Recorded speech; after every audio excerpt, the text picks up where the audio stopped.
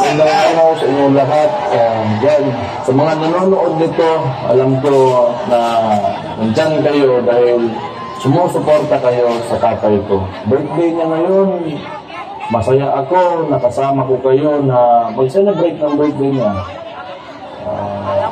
Yun lang, nasa Hague siya ngayon sa Netherlands, nasa ICC, kasi inaresto sa hindi tama na paraan, illegal na paraan, yung tatay ko at isinuko ni Bongbong Marcos sa mga doon sa Netherlands, sa ICC.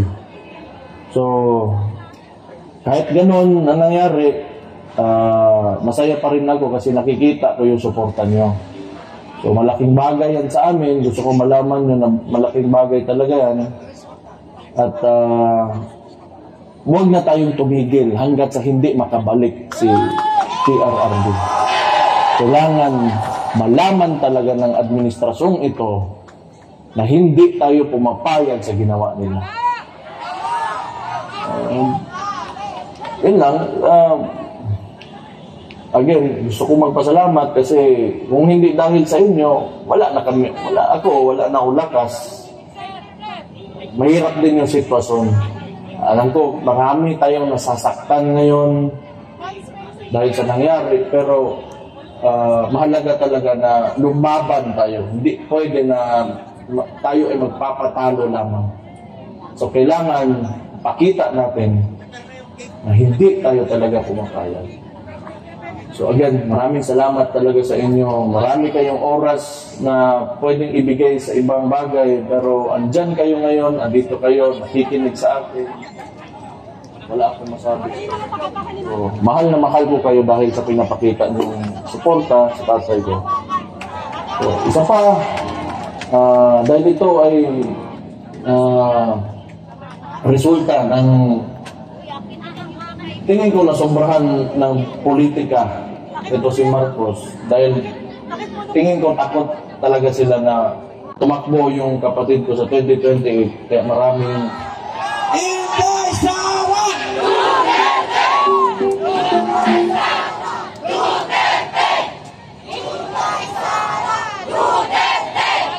mga movements o mga kilos sa politika laban sa pamilya namin na ginagawa ng administrasyon.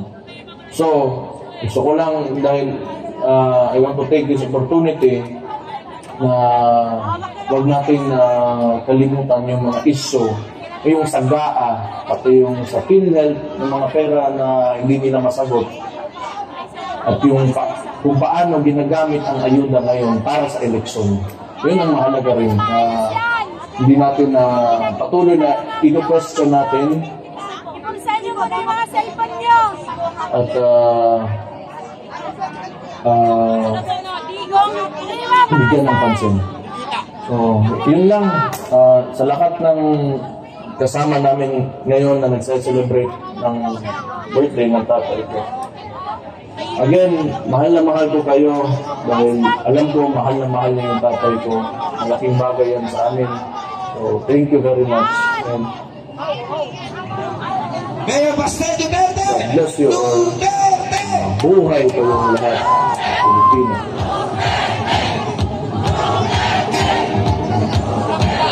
Ngayon naman mga kasama, sumabit na po ang takdang oras upang ating handugan ng awaiting happy birthday ang ating mahal na Pangulong Rodrigo Roa Duterte.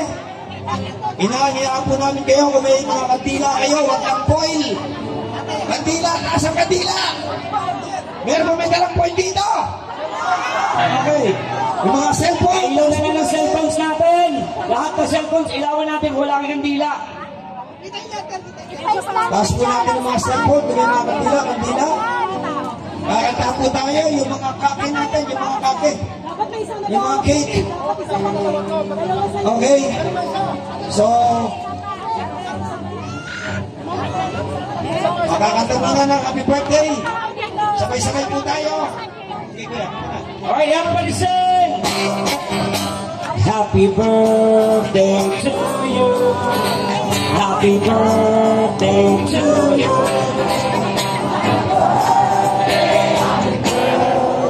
Happy birthday to you. One more time, the house. Happy birthday to you. Happy birthday to you. Happy birthday, happy birthday, happy birthday to you. Happy birthday to you. Happy birthday to you. Happy birthday, happy birthday, happy birthday to you. Bago po natin inipan ng kandila, babasahin ko na po ang mensahe ng ating mahal na Vice Presidente, Inday Sara Duterte! Again, Inday Sara Duterte! Inday Sara Duterte! Inday Sara Duterte! Inday Sara Duterte! Okay, kuya, pakiplay na po ang video message ng ating Vice Presidente, Inday Sara. Bago po natin babasahin, mainit na mainit pang dahig ang mensahe ng ating pinakamamahal, Tatay Rodrigo Roa Duterte! Okay, kuya, pakiplay. Mga kababayan, aking taus-pusong pasasalamat sa lahat ng mga Pilipino na sumusuporta at nagmamahal kay dating Pangulong Rodrigo Duterte. Sa mga kababayan natin sa Pilipinas, the Netherlands at iba't ibang panig ng mundo, napakalaking bagay para kay Pangulong Duterte ang pagtitipon ninyo para sa kanyang pag-uwi at kaarawan. Maraming salamat at napapagaan nito ang mga hamon na hinaharap niya ngayon.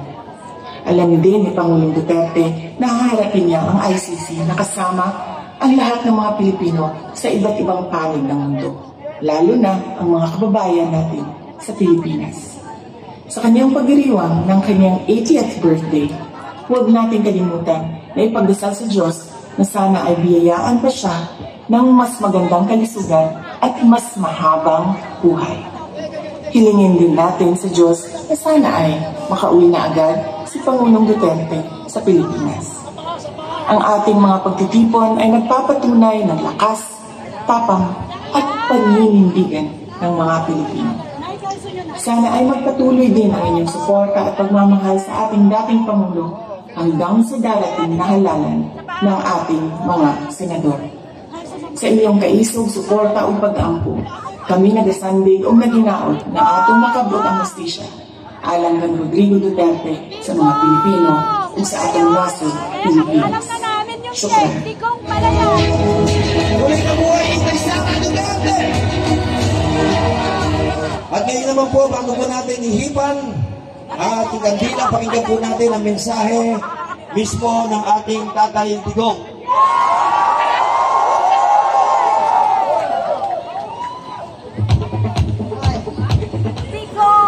Ang babasahin ko po sa inyo ngayon ay binasa na po ni VP Sara po sa para kay Tatay Digong. Ito po ang thank you prayer po ng ating mahal na Tatay Digong itong araw ng kanyang birthday. I thank you, Lord God, for the gift of life, my life, the lives of all whom I treasure. Okay, let's go. Attendant! 1, 2, 3! Palakpakan mabuhay ang mga Duterte!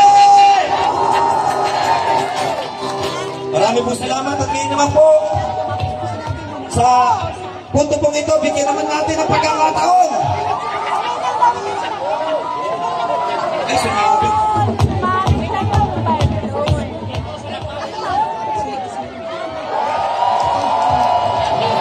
Bigyan po natin ang pagkakataon na mapagbigay ng mensahe ang maisog na pambato natin sa Senado, walang iba, Atty. Bek Rodriguez!